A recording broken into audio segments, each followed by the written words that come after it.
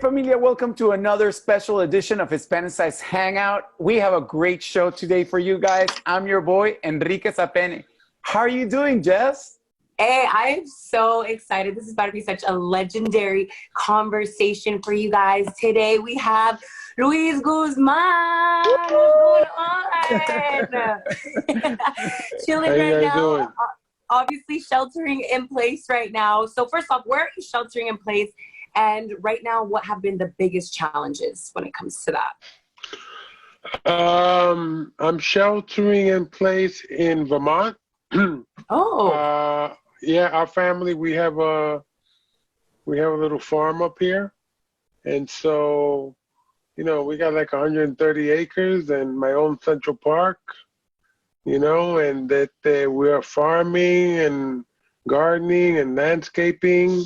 And so I've been pretty much here since February. Wow. I was looking at your social media, and I was just making a comment because I was looking at your social media and I saw in May you were like it looked like Siberia with the snow. Yeah, and man. like, how does a Puerto Rican survive that? Like it looked like Siberia right there. It's so cool. Actually, it's good for my skin.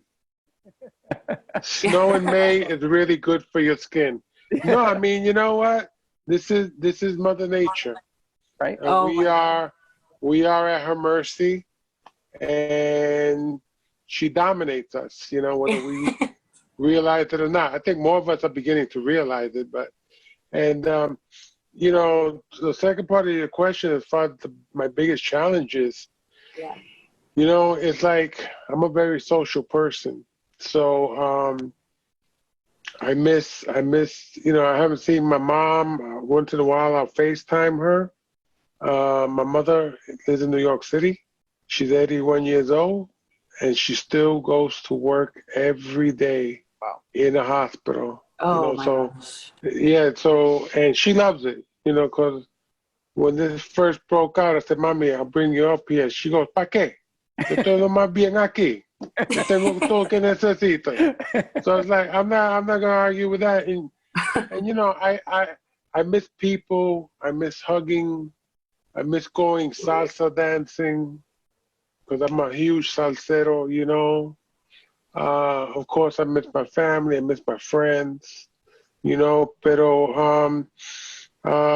like I said, we're living in different times, and this is a challenge to all of us, because again, Mother Nature's in charge.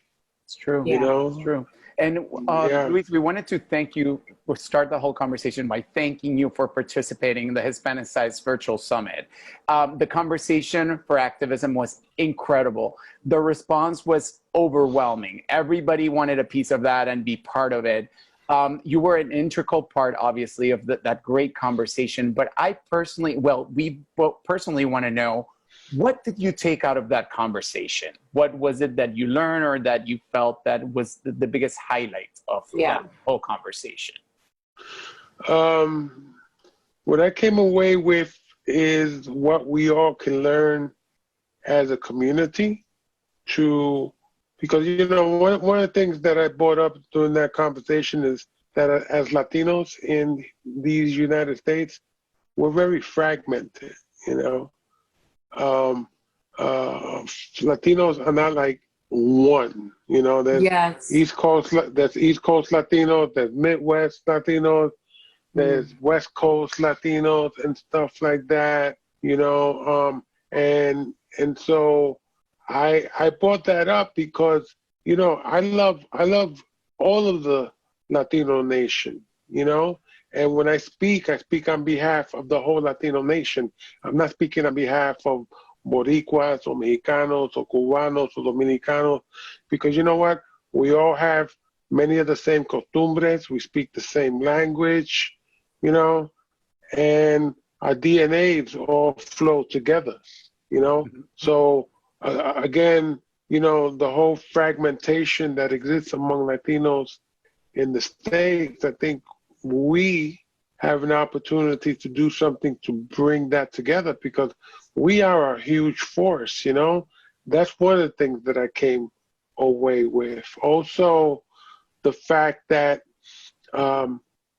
we need younger leadership among the Latino community, because listen, the old guard, man, we took all the hits for you guys, and we're still taking the, and we're still taking, and we're still taking the hits, and that's okay, but we're looking to like you, Jess, and you, Enrique, to like, step it up. I mean, because here's the problem. Here's the problem, especially when it comes to entertainment.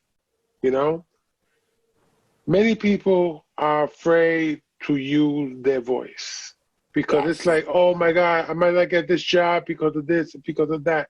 People, we live in a different world. Speak up. There's nothing to be afraid of.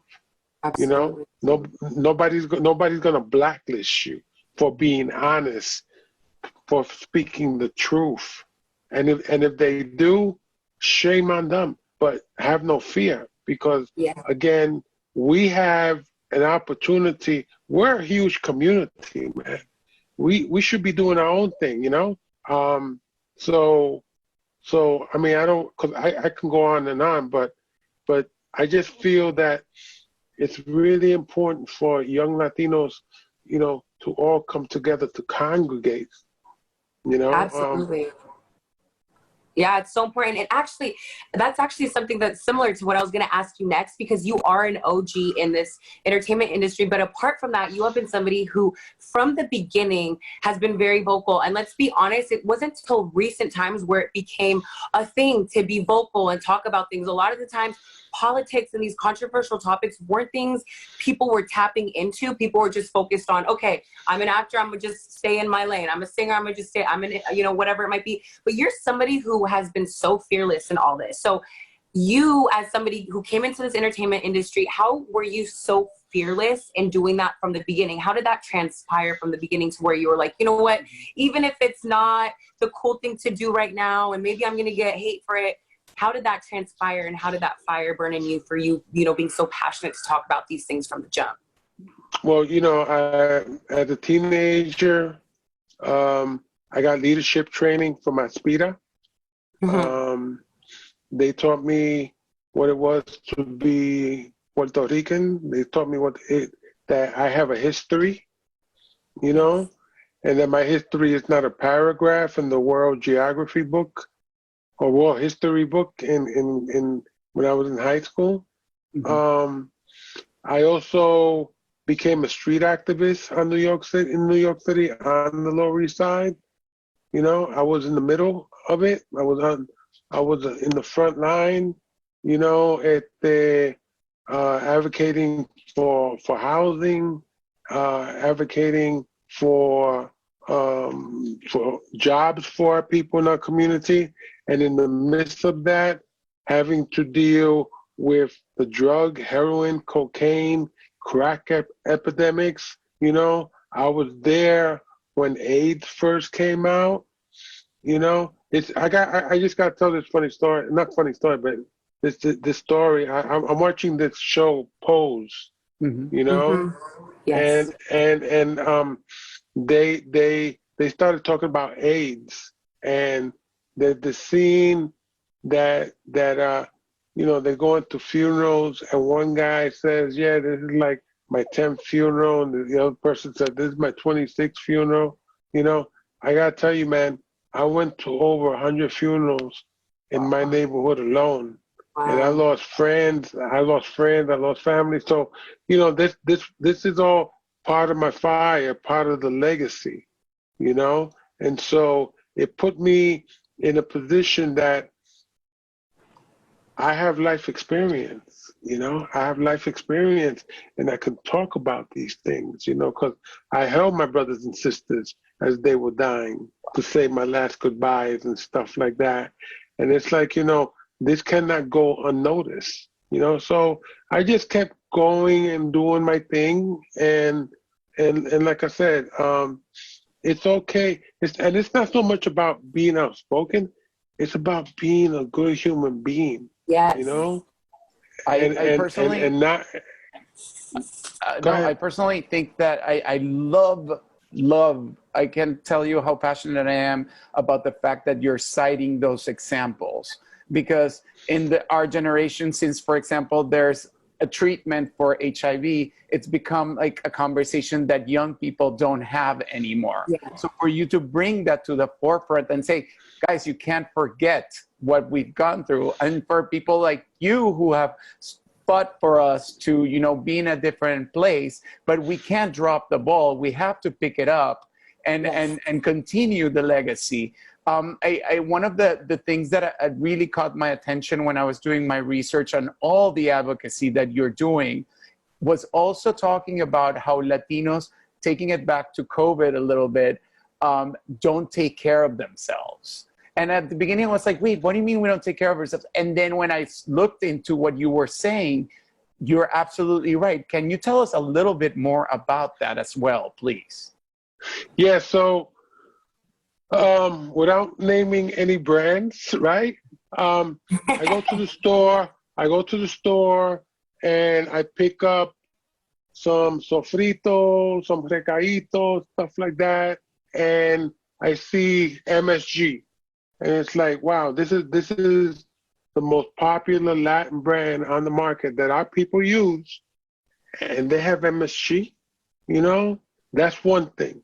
The other thing is that we as Latinos, we like eating rice and beans. We All like day. eating, we like eating pollo frito and things like that. And it's like, yeah, it's part of our staple, but that mentality has to change, because that's what's creating diabetes among us. That's what's creating the high blood pressure, problems with cholesterol, heart disease, and so we really need to change how we eat, because when this COVID comes in and we see that the majority of people that are dying are brown and black people, Yes. that we have a higher percentage, we need to look at the fact that, well, look at how we eat, look at how we take care of ourselves, look at how we don't take care, and so we need to make decisions. We eat better, we exercise. Listen, back in the day, I used to yoga. What the hell is that? And it's like, you got to take care of your body. Your body is your vessel, and we have to promote that to our people in our community, to say, you know what? It's okay to do a pose. It's okay to have salad.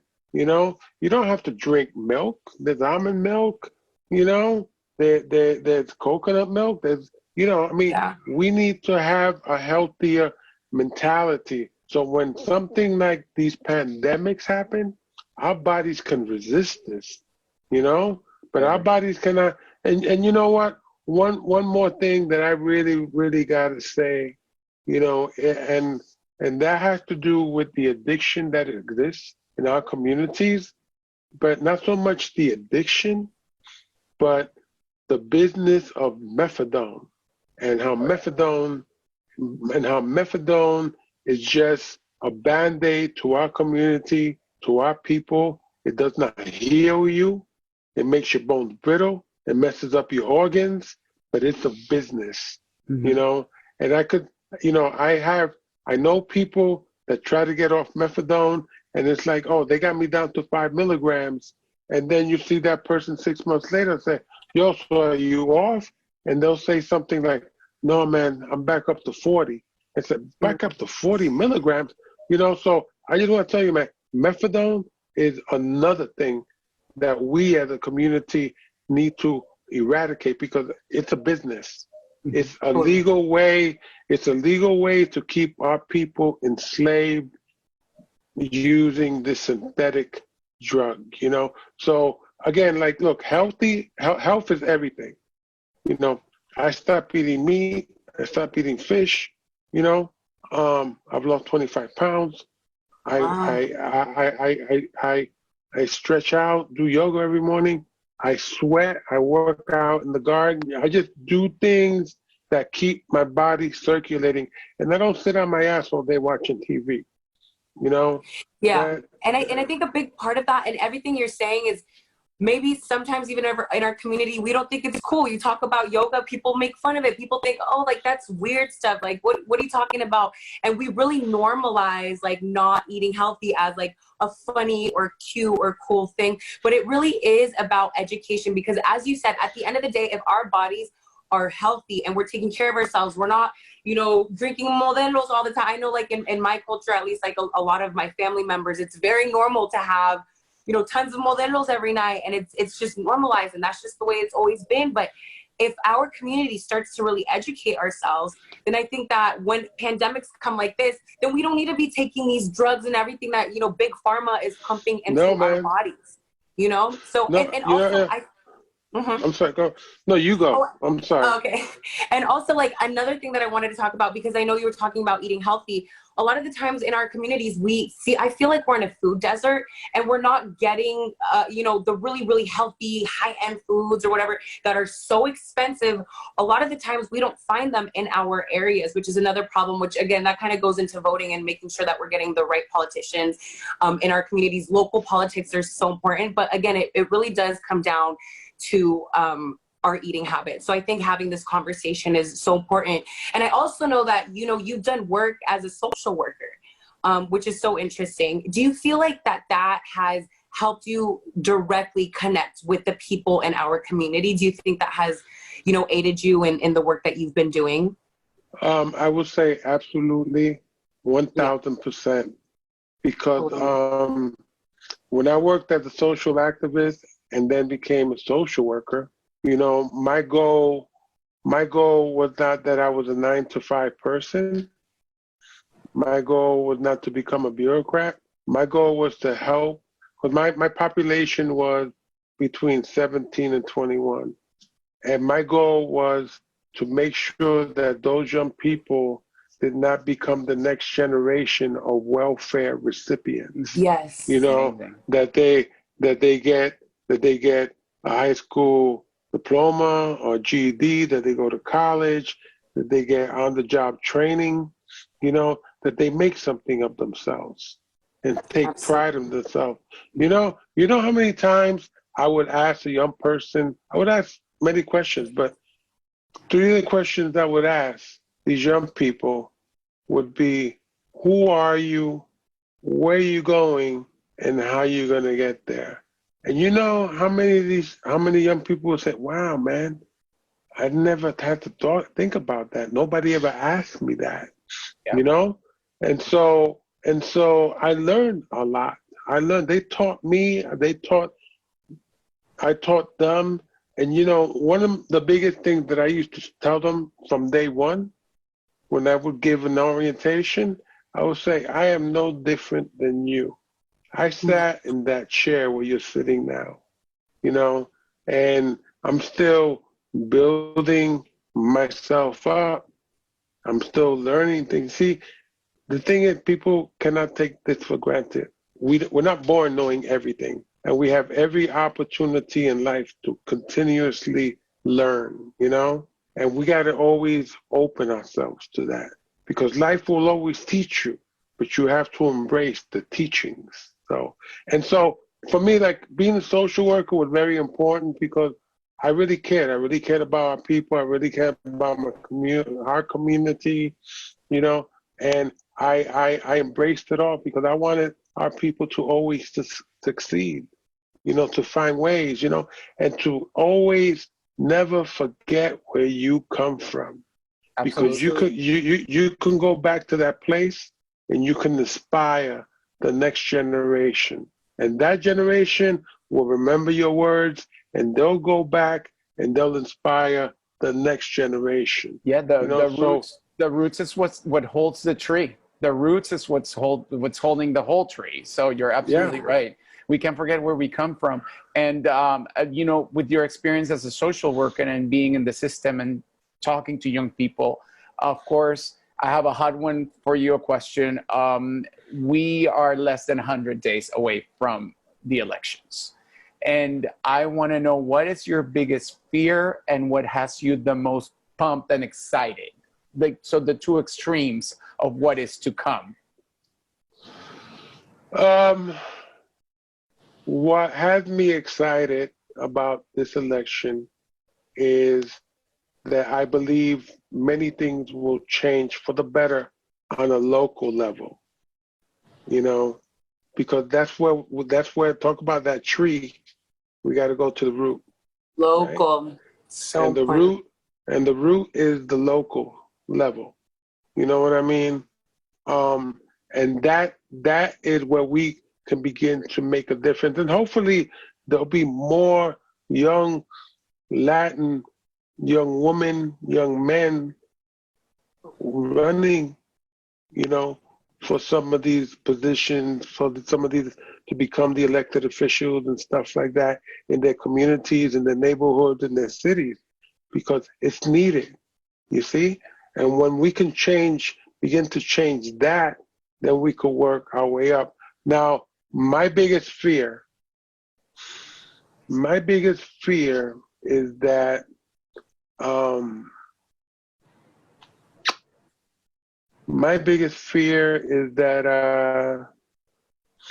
that no matter who gets elected, things are not going to change as president. You know, because my biggest fear is that when it comes to Republicans and Democrats, you know, just think about this. There are people that have been in Congress, that have been in the Senate for 40 freaking years. 30 years. True. And are you telling me we're still having these issues? What's, you know, like the priorities are wrong, obviously. Of course. You know, listen, my fear is, again, here we are dealing with this COVID-19, which has been miserably mishandled. Here we're dealing with God knows how many people who are unemployed, how many people will be evicted from their homes because they don't have a job, they no longer have unemployment, and they no longer have health care. Yeah. And my fear is that here we are, and who the hell is addressing this? You know, it's ping pong, and you cannot play ping pong with humanity. You have to have real substance, a real plan, a real solution to the situation. Absolutely. Yeah, it's a lot of words. You know, and you know what? And the people that are there right now don't understand that work. You know, I don't play politics.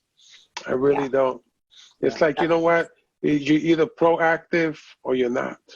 And if you're not proactive, then I will say that then you basically a come mierda. You know? Agree 100%. Keep it, you know what I'm saying? Si no vas a contribuir, por lo menos no quites. That's right. And like I said, how the hell are you going to tell me, yeah, I've been the senator for 20, 30 years and stuff. And it's like, so what's your purpose? Yeah. Like, what are you doing? Like, what are you actually doing right now? But don't get me wrong. There have been some people that have been formidable, you know. I mean, God bless you, John Lewis, you know. He was a pioneer, my brother, you know, and he did right, you know, and there are other people in there too, you know. I admire Alexandria, you know, because she's amazing, you know. Yeah. But we need more young people like that. We need more young people like that, men and women, you know, because like I said, perdóname, you know, no disrespect to my elders, you know, but, you know, it's kind of tough when you're dealing with somebody in their 70s and stuff like that, that's been there, that's out of touch. I was just going to say that. Like, how is somebody that is not in the workspaces, does not come from a low income family, that has just been so out of the ring for so long, how are you going to come on here and actually sympathize with people that are really going through it every single day? These problems you're talking about, how are you going to speak on it? Which is exactly why you're so right. I mean, these younger people coming in like AOC, I mean, these are people that are speaking from experience. They know what they're talking about. They're speaking on a situation that they've lived recently in recent times. Yeah. So and so now I'm about to take it to the next level. And the next level is our responsibility, you know, us, our people, and doing what we need to do, because, you know, here we are right now, we're dealing with the whole systematic thing, systematic racism. You know, with policing and stuff like that. But there's a bigger picture, way bigger picture. It's like, what are we as Latinos going to do to really enhance our own communities, man? You know, how are we going to stop Latino on Latino crime? You know, how are we going to set up, you know, so those little young kids in the street, so they have somewhere to go after school? Oh, Latino on Latino racism. We don't even have to go that far. But just a racism between us, which is, it just puts me in such an ugly space. But please, I mean, continue, because I don't want to take your idea. But I just wanted to add that nugget to that. You know what I mean? No. And it's true, you know? We need to look at ourselves, you know, because let me tell you something. I'm not waiting to get a letter in the mail from the government saying, we're about to solve your problems. No, you know what? There's some problems that we as a community has to solve ourselves. Our health issues, our educational issues, our crime issues, our teenage pregnancy issues, our leadership issues, our housing issues, our economic issues. You know, let me tell you something about Latinos. Latinos are great at doing one thing. I mean, many things, but this. And it kills me.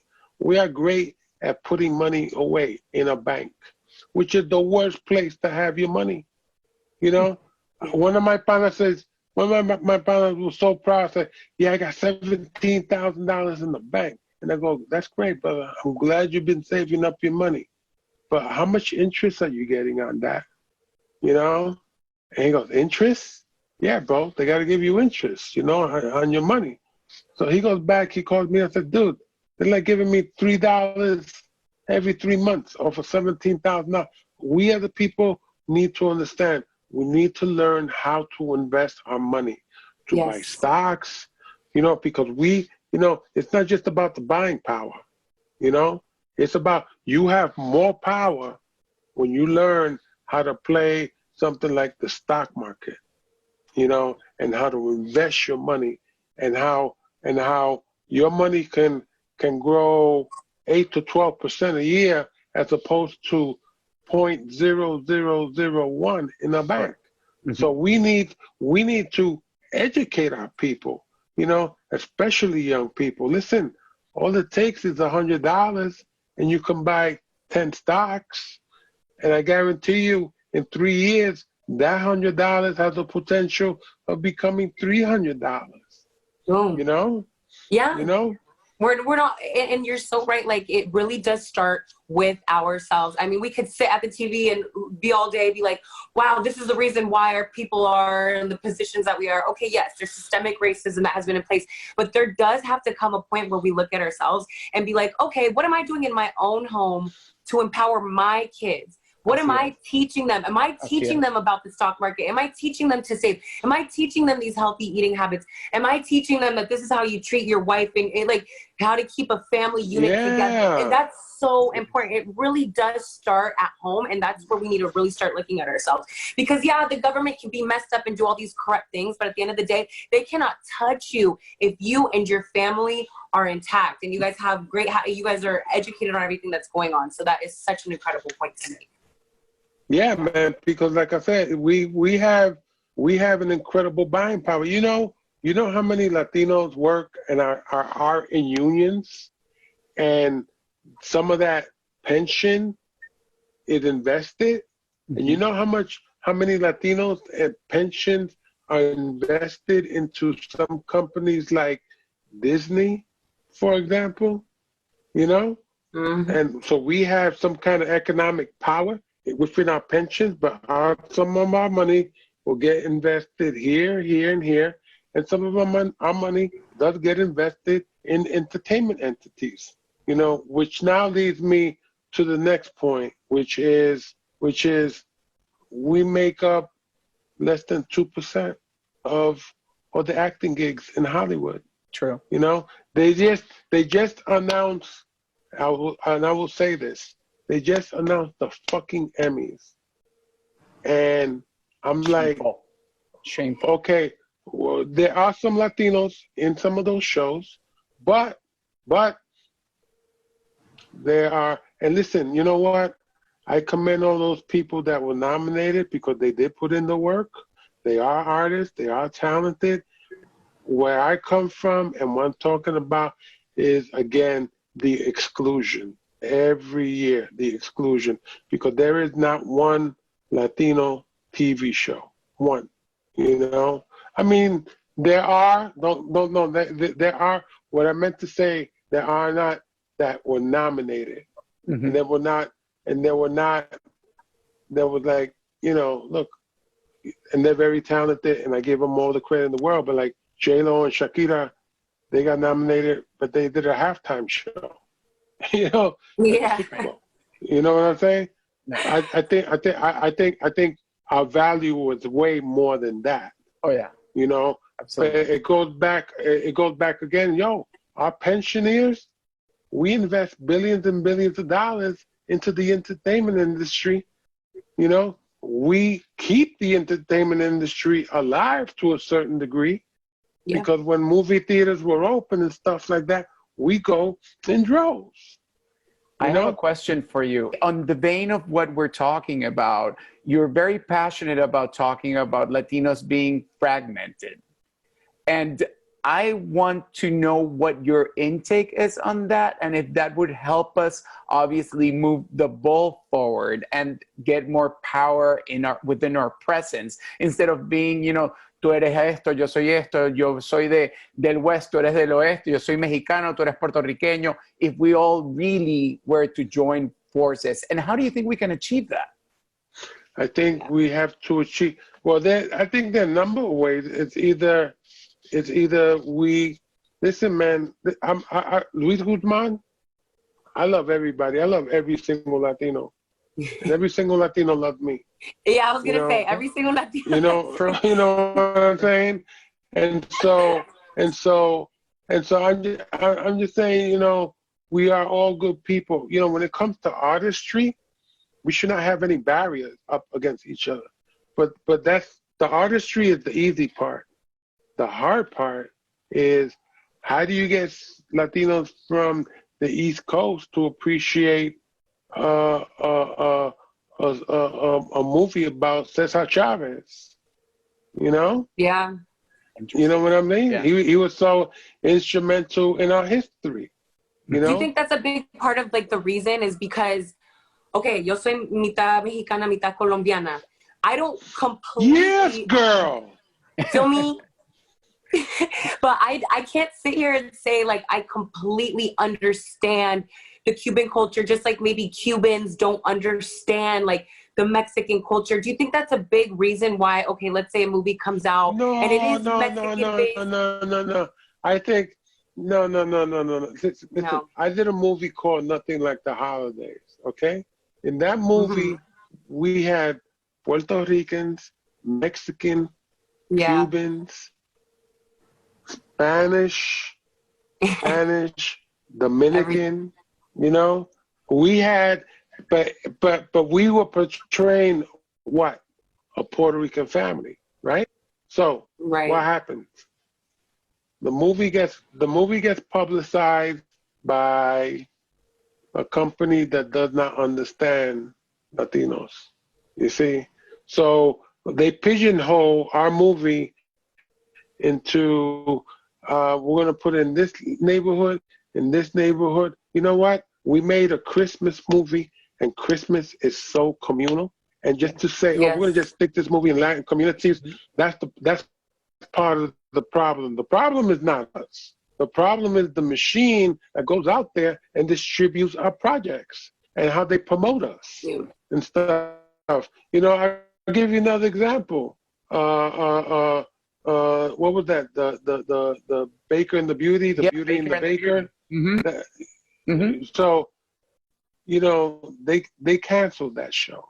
That was a damn good show. It was a damn good show. Mm-hmm. It shows so much about our costumbres, Yep. you know. It showed us in the mainstream and stuff like that.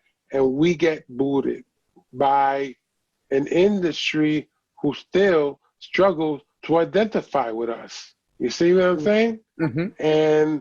And so it's like, you know, and then you take another show like One Day at a Time, the Latin version of that, and they got canceled, and you know they got picked up somewhere else and stuff like that.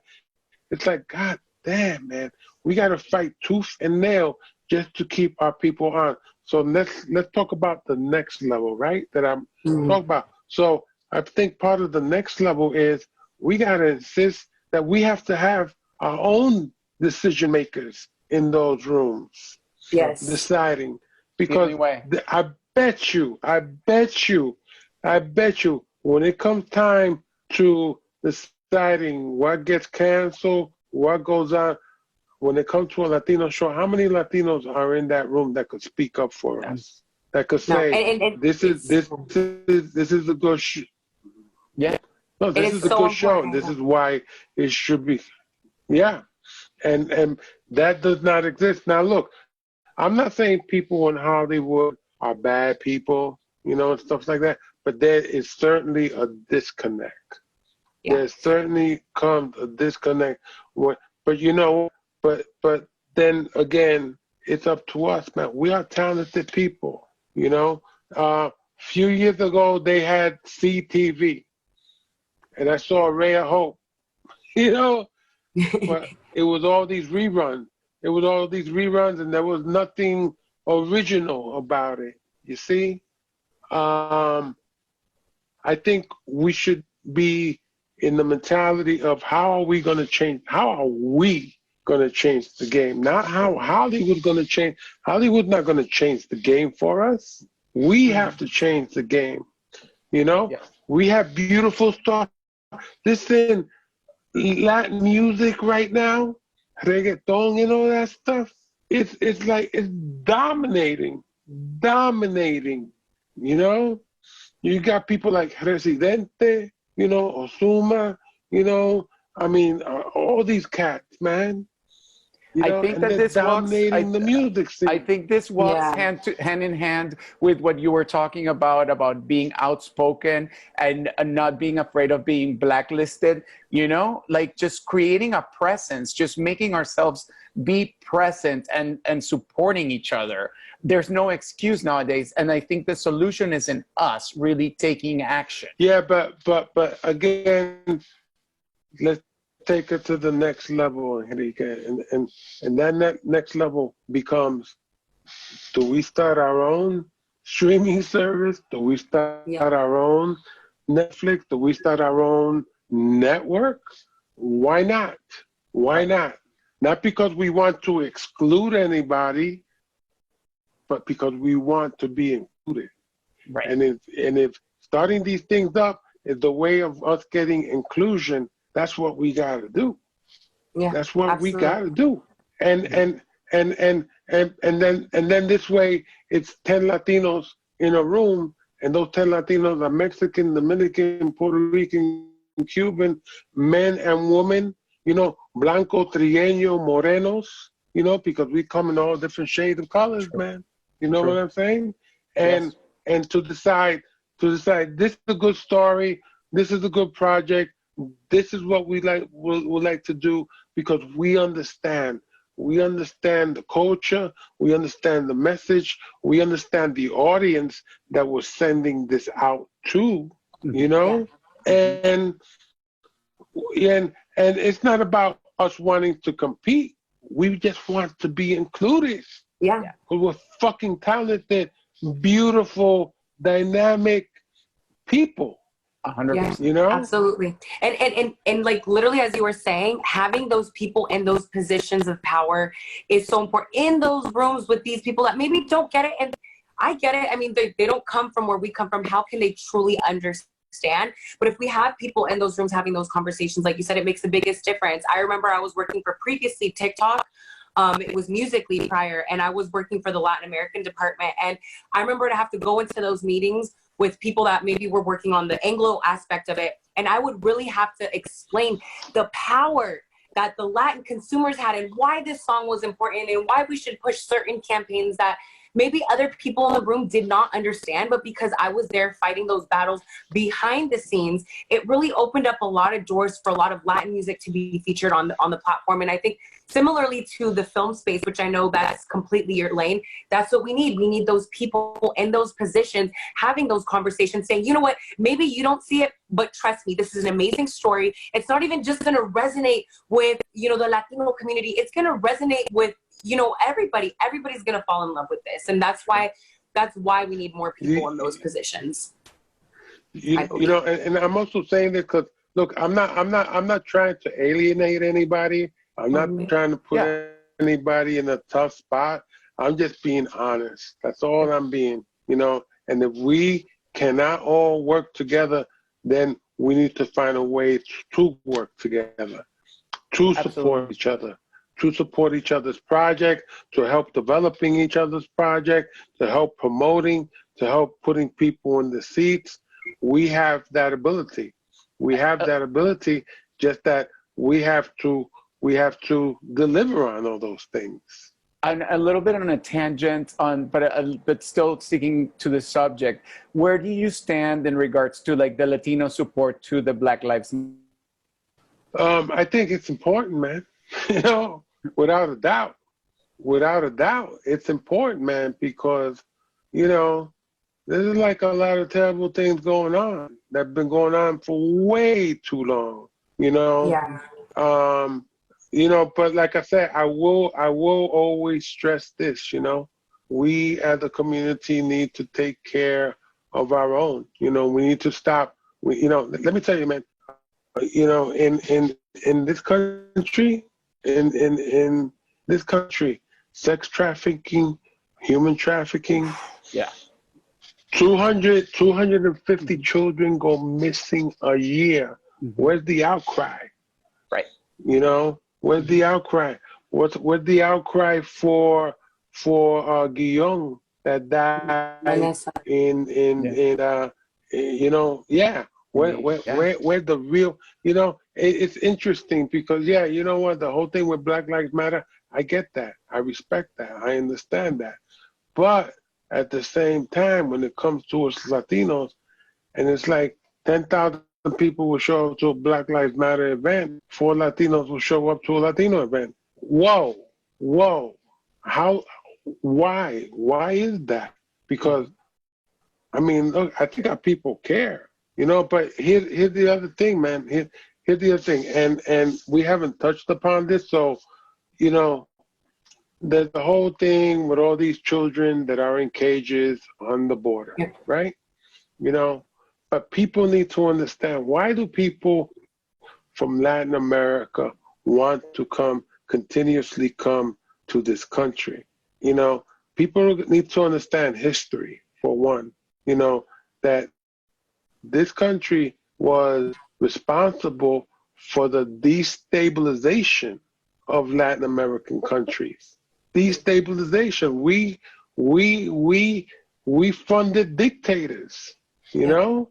And you know what? And you know what? Let me tell you something.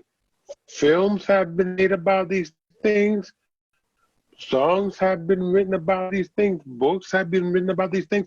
Poetry has been expressed about these things, you know?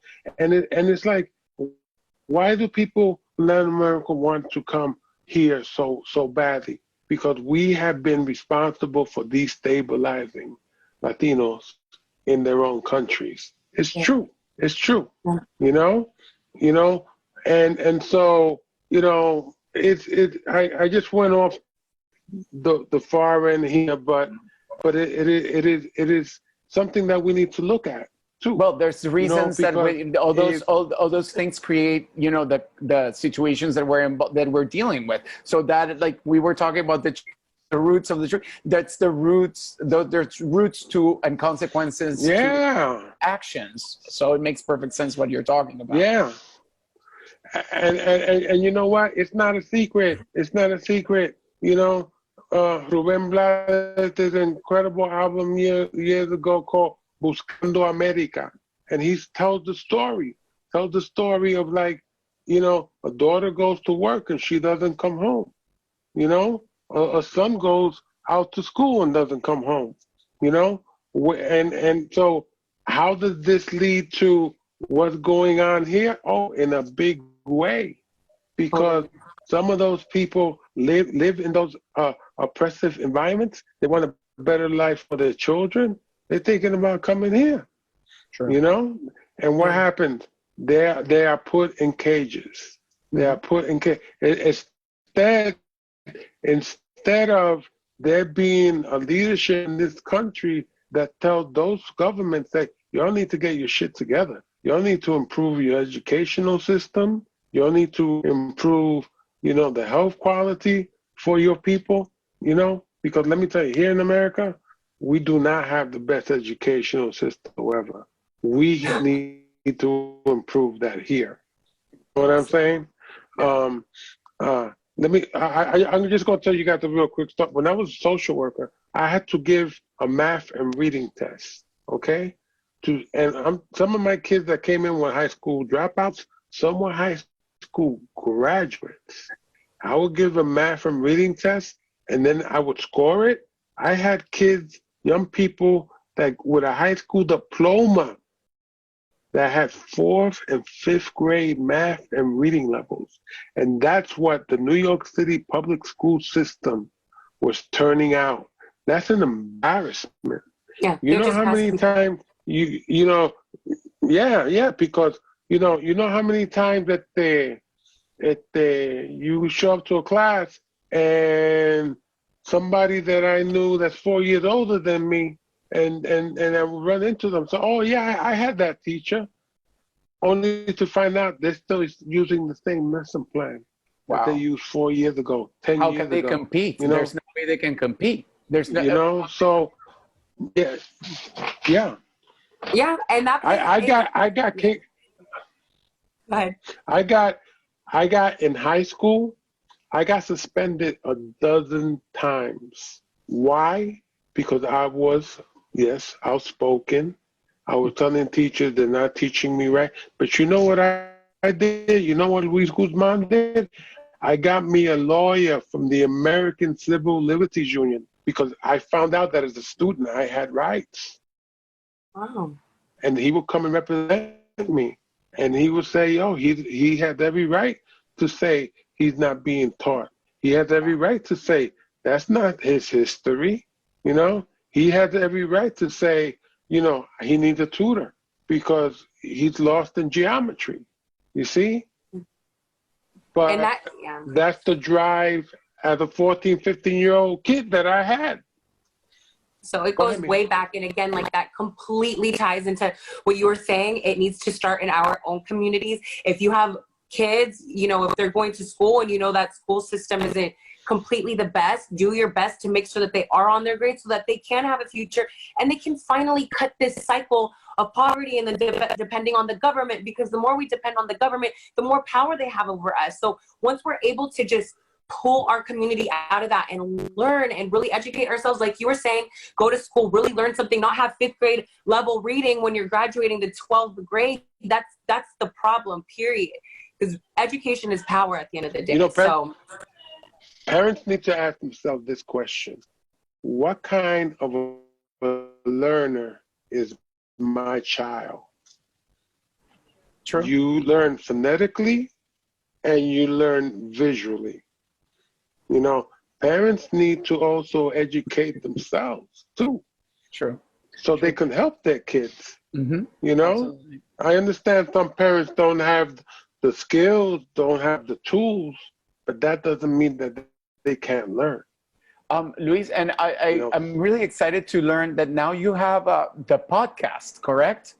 Like you're gonna have the podcast where people can continue these conversations. What other projects aside of the podcast you also are coming up with? Because we want our people to know. I'm coming up with a little bit of everything, man. You know, I'm doing a podcast with my friend Casper Martinez. We do it every Wednesday. have guests and we just, talk whatever we want. We hit on some heavy issues. We have fun. Awesome. I'll read a paragraph from the 4 Agreements, or read a poem and stuff like that. Just fun. I am developing a comedy cooking show. Because awesome. I love to cook. That's my thing. Yeah, man. And I got a couple of movie scripts that I'm working on. I'm working on putting together this incredible movie from a book called Bodega Dreams. And again, right there, we're going to have a multicultural cast, and just promoting the Latin nation, and like I said, look, one thing I want people to realize about Luis Guzman, I do not alienate anybody. People alienate themselves from me, but that's okay. That's their choice. But I include everybody. I include my Latin brothers and sisters, my Black brothers and sisters, my Asian brothers and sisters, my gay, straight, brothers and sisters, my white brothers and sisters, if there's aliens out there, they include it. Come on down from whatever planet. You know what I'm saying? But listen, because I just ask that you guys also continue to do your thing and keep promoting our community, and keep promoting leadership. Don't be scared. It's not about being outspoken, people. It's about being honest. Being honest, listening, having a good dialogue, and like I said, we have the potential, and I'm going to continue to advocate for it. I'm looking forward to work with people in Hollywood, in Washington, D.C., and all places to say, okay, this is how we would like to benefit. I'm not asking for a handout. I'm asking for active participation. I'm asking that my decision is relevant to your decision too. That you don't put on a good show and just take it off and it's like, so where do you go from here? So please, I encourage you guys, and I just want, I'll take one more question. How's that? Because I know you have one or two. Okay, I have one. It's very simple. I know you have a birthday coming up. I want you to paint your picture perfect birthday right now on quarantine. What's the music? What's the food like? What's the vibe? Literally perfect. Like, who do you want there? Who do I want there? First of all, I will take El Gran Combo. I will take Mark Anthony there with me.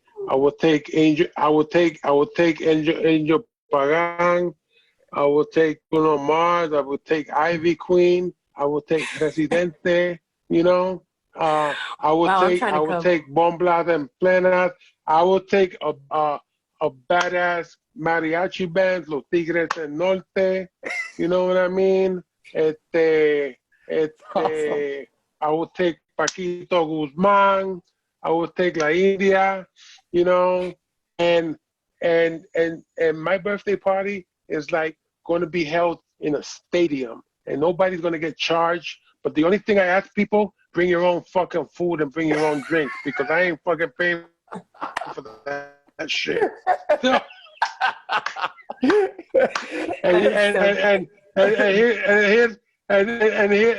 here's one more thing. It's like I catch anybody holding up a wall afuera, because everybody got to get down on the dance floor, and you got to dance till you sweat.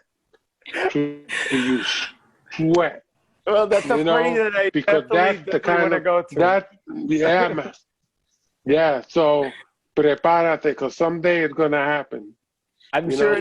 But listen, man, Dígame. No, go ahead. It's just, I am walking out of this interview inspired, motivated, pumped. It's been really an honor and a privilege to talk to you. So thank you so much for your time. Yeah, absolutely. I'm I echoing. thank you. Yeah. I thank you. And I leave you with this, guys. Till we can hug again. Hey, I would love that. Okay? till we can hug again. Bendiciones to you guys. And please keep doing your thing. You guys make me proud. I also just want to send a shout out to John Leguizamo, you know, because he's my boy, he's my brother, you know, and much respect.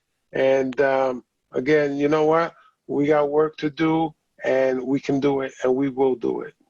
Yes, thank you so much for your time and your words and your wisdom, for real. And until we can hug again, literally. Well, Jess, I don't know about you, but I'm walking out of this conversation and I'm pumped. I am so excited. I mean, long story short, the solution is in our hands. We have to be the change makers. Yeah, I think that was like my biggest takeaway from this conversation was, okay, us as a community, we have work to do. We need to look into ourselves. We need to uplift ourselves, because politics, yes, plays a big role, but we play an even bigger role, and we have the power, y'all. We have the power. So I really feel that way. Oh, and my life has completely changed. So I don't know about you, but I'm definitely waiting for you in the cuchifrito line. Let's go. I'm down. Again, thank you guys so much for tuning in to Hispanicize Hangout. We have amazing conversations with some of the biggest playmakers, I want to say, in our culture, people that are really out here in the industry doing big things. So make sure you guys tune in to our next conversation. You know, it's always going to be uplifting and amazing, and just that content that really, I guess, pushes our community forward. So it's amazing.